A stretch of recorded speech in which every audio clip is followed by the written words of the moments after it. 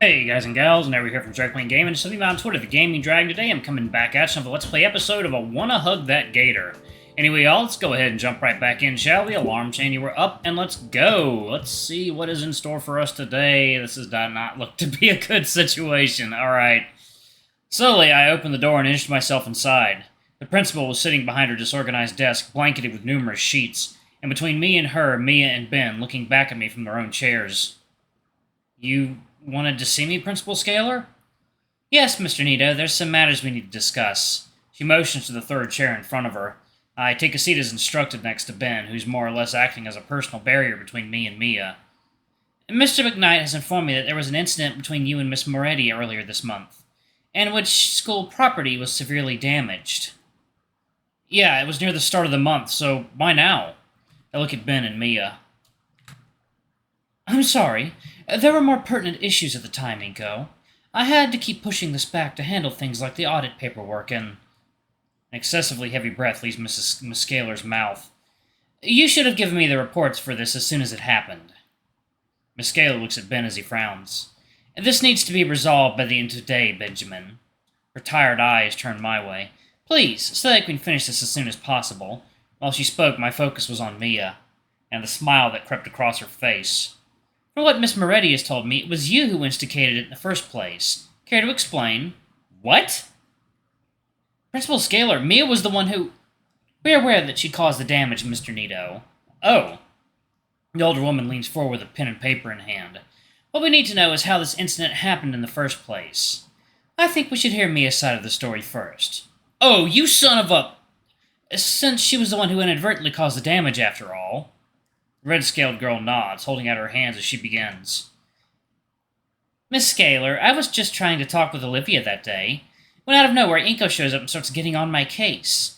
I was trying to tell him that me and Olivia were just working on a project when... Bam! He just whips out his camera and blinds me with it. What? Didn't she slap herself in the face with a tail-mounted glitter bomb? And because I couldn't see, I kept running into things, even knocking things over. I didn't mean to do that, Miss Scalar. I know I have a temper, and trust me, Ben's been helping me work on it, but you can't blame me for going around like a headless chicken. She can't be serious. I look at the principal and see that she's just listening to her lie right through her teeth. And this ain't even the first time he's done this. I tried talking to Olivia back in September, and he pulled her away. I swear, he's been out for me ever since the first day of school. Principal Scalar, that... Shh! My jaw slams shut bitterly as the principal denies me the chance to defend myself. Her eyes turn downward to a particular stack of papers atop her desk, carefully scanning one page and flipping to the next. The silence of the room is unnerving as she flips through page after page, finally breaking the quiet by clearing her throat. Now, Mr. Nito, you can give me your side of the incident. I move to speak, but an overwhelming feeling of exhaustion falls over me as soon as I recount the events of the last few days. While Mia was completely out of line the whole way through, it's true that we provoked her into doing what she did. If we had just come to Scalar about this earlier, none of this would have happened. So doesn't that put some of the blame on us? I look over to Mia, who's currently staring at me with an intimidating glare. I quickly shift my gaze to Ben, who seems to be offering me a supportive smile. Fine. I don't make this any bigger than it already is. I only blinded Mia with the camera flash because I thought she was hurting Olivia. We were scared, so we ran away, and there wasn't any time to explain the situation. It was just a big misunderstanding, Miss Scalar, that's all. Right. As Scalar considers my explanation, Ben shifts towards me and pats me on the back.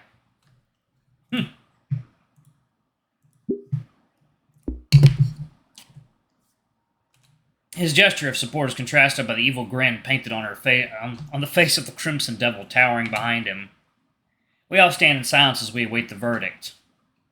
The principal stands directly in front of us now with an unreadable expression. In addition to the report itself, our Edekin left behind his account of what happened. In it, he describes Mia's actions as openly hostile and intentional. Could you blame her? She couldn't see anything and she was in a lot of pain. In either case, it seems both parties are in agreement as to what happened. Edekin didn't mention a motive in his report for some reason, but I suppose that clears it up. Besides, making a big deal out of this during the audit isn't such a good idea. Principal Scalar looks ready to object to the line of thinking, but ultimately says nothing. Now, I would like to give the benefit of the doubt, especially at a time like this, but given the extent of the destruction, I don't feel I can do that. It would bring me no greater relief than to have you off my mind for a few days, Mrs. Moretti. But given both of your classmates' statements, you may not be fully to blame. I think a week of Saturday's detentions to assist with cleaning up the hallway is in order. Huh? Miss Scaler, if I may. The principal sighs and nods. I spoke with the janitors about it. They all agree that it could be done in a single day if they had enough hands. And they all have plans for December. It wouldn't be fair to bring them in and cancel their leave. Miss Scaler growls and rubs her temples. Right, in that case. Mia, Inco, you'll both get one Saturday detention to help repair the hallway. You're expected to arrive at 10 a.m. sharp and work on cleaning up the mess you made. Now, if the three of you don't mind, please leave me be. I have more important things to focus on. She doesn't even look up at any of us. I turn towards Ben, who looks absolutely relieved. And Mia, who looks positively overjoyed. She skips out of the office without another word, leaving both Ben and I to stare blankly at each other for a few seconds. Eventually, we shuffle out of the room together. I mean, he's gonna fucking look out for his girlfriend. That's just a given. People often do not see logic when it comes to romantic relationships. Well, I guess that's it. Damn it, I've never gotten attention before, but I find it hard to care much. Anyway, I just want to go home or go see Olivia again.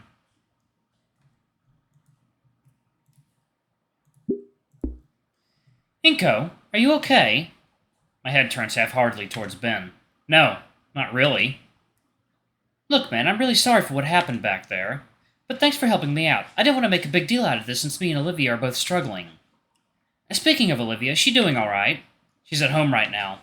Well, you ought to comfort her. She's going through a lot right now. You think I don't know that? I know you are, too. You could use each other, especially after what happened. I'm already going to see her after school. That's good. I have to go, but thanks again, Inco. You really did me a solid here.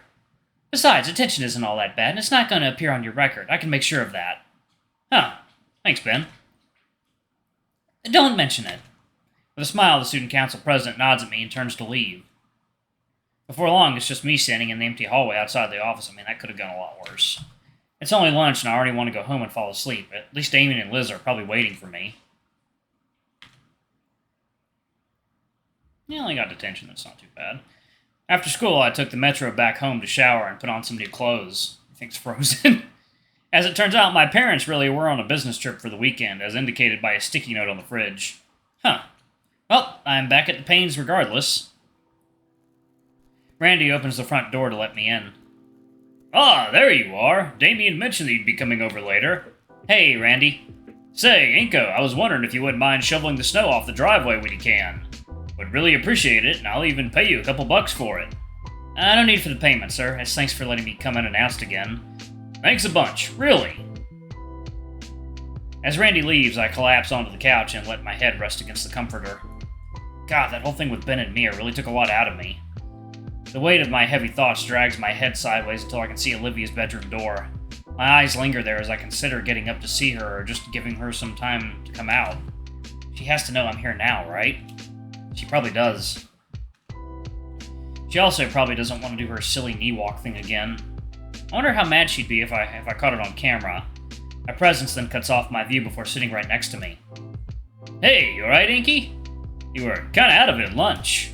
For a moment, I considered telling Damien about what happened, but honestly, the last thing I want to do is bring this sort of drama into what I would consider my safe haven.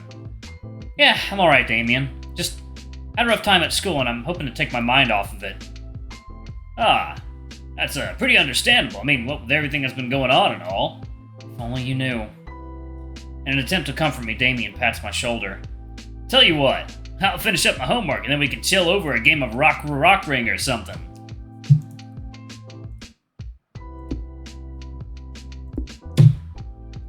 That sound good?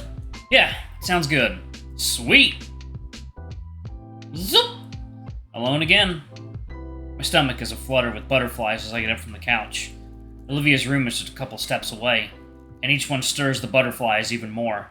Once I reach it, I feel like I'm in the shadow of a colossal monolith. Come on, Inco, you just gotta knock. Damn it, arm, just lift up. Stop shaking. Knock, knock. I'm awake, Uncle Randy. It's me, Olivia. I hear a quiet shuffling before Olivia speaks up, more loudly this time. Inco? Yeah, are you... okay? Decent? Damn you, brain. Can I come in? Yeah, just watch your step. Watch my step? My hand is still shaking as it makes contact with the knob. With a deep, calming breath, the butterflies finally start slowing down and I'm able to push the door open. Aw, he all curled up. And see blackness. Olivia? The room is extremely dark. The only source of light is coming from the entryway. I have to take my sunglasses off and attempt to see through the darkness better. Olivia? The heck happened in here? Why is it so dark? I make out Olivia's shape in her bed. It's a long story. Come sit on the bed. Don't you have a lamp? Can't you turn it on? I don't want to ruin it. Is darkness really that necessary for whatever this is? Yes! Alright, geez. I take a few careful steps forward and stub my toe on the edge of the bed. I fall forward onto it, crunching into something. Shit, Inco! Are you alright? Yeah! I have a better view now. Olivia sits in the middle of her bed, wrapped in her blanket. Surrounding her are piles and stacks of her old drawings and sketchbooks through the years. They're arranged in rings around her, and I've fallen onto the outer ring. Whoops. Oh, crap. Sorry. Get up, get up! I carefully lift myself back up. There's not too much damage. Olivia shoos me off that part of the bed. What is all this? Actually, how is it so dark to begin with? Don't you have a one? I can explain. Please do. Olivia inhales deeply. After you left, I had some time to really think. It was just me and my thoughts, alone. Maybe a little too alone. Something within me just needed to come out. I just felt this need to... Well, I was inspired to do this. Some act of defiance against the world or something. I'm still figuring it all out. I feel kind of bad now, just leaving you alone here. Sorry. I could have called out sick or something. There's no need to feel bad, though. I really needed this. Because after I got everything set up, I got to thinking. And I had all day to do it. Edekin put in a lot of effort on me. He wouldn't be proud of me throwing a pity party for myself. So all this, I'm getting it out of my system. They're called performance pieces. When someone does this sort of thing. It's all I can do, but I think it's enough. Performance piece. Olivia, this is amazing. You're able to keep striving onward with your work. Thanks. I mean it, you're not missing a beat, not letting what happened get you down. And here I've been all day all gloomy. I admire it. I guess you're right. That's one way of looking at it.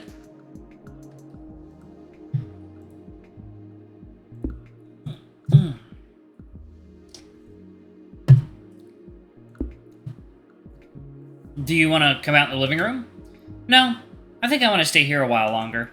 It still hurts. Alright. Squeeze her hand and head back to her door.